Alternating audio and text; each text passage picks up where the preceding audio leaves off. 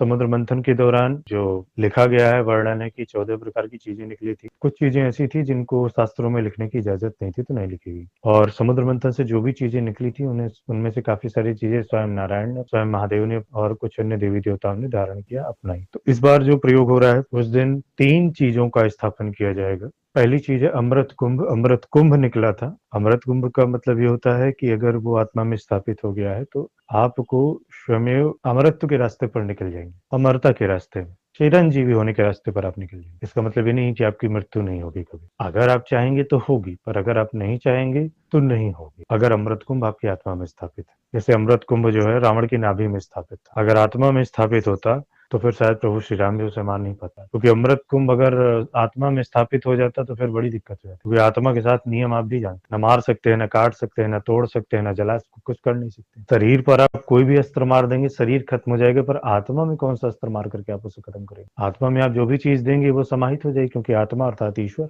ईश्वर का अंश, उसे आत्मा कहते हैं। तो अमृत कुंभ की स्थापना। इसके अलावा जो अब जैसे आपको ये है कि अगर हम अमर हो गए तो मोक्ष कैसे प्राप्त करेंगे, इसको उल्टे वे में सोचिए कि अगर आपके कोई कार्य अधूरे रह गए तो फिर आपको वो छोटा सा कार्य भी करना है, तो फिर दोबारा जन्म लेना पड़ेगा। तो बेहतर है कि थोड़ा टाइम लगा करके, अगर वो खास कार्य किसी खास समय में ही होना है, उस कार्य को भी निपटा करके और फाइनली यहाँ से जन्म मृत्यु के चक्कर से मुक्त होकर के जाइए। जो अमरत्व का मतलब है कि आंतरिक शांति, उत्साह, चेतना। अमरत्व का मतलब अमरता ही पाना नहीं होता। अमरत्व का मतलब होता है कि जो भी हमारे चारों ओर विष है, समाज जो हमारे चारों ओर विष भरता रहता है, कई बार हमारे अपने जीवन में विष घोलते रहते हैं, कई बार हमारे अपने कार्य, हमारे पाप श्राप जो ऐसे होते हैं जो विष घोलते रहते हैं, तो उनका संपूर्ण रूप से ये अमृत कुंभ जो है निराकरण करता है। और जो एक अन्य चीज है उसमें ये भी होता है कि अगर अगर ईश्वर की आज्ञा है, या अगर आपके अंदर एक उसी शक्ति की एक प्रेरणा है अमृत कुंभ की, और आपने मन में भाव लाया, और अगर आप किसी रोगी के ऊपर हाथ रख देते हैं, या कोई आपकी फैमिली में है जो बहुत वृद्ध है, दुखी है, या मृत्यु से जूझ रहा है, तो अगर आप उस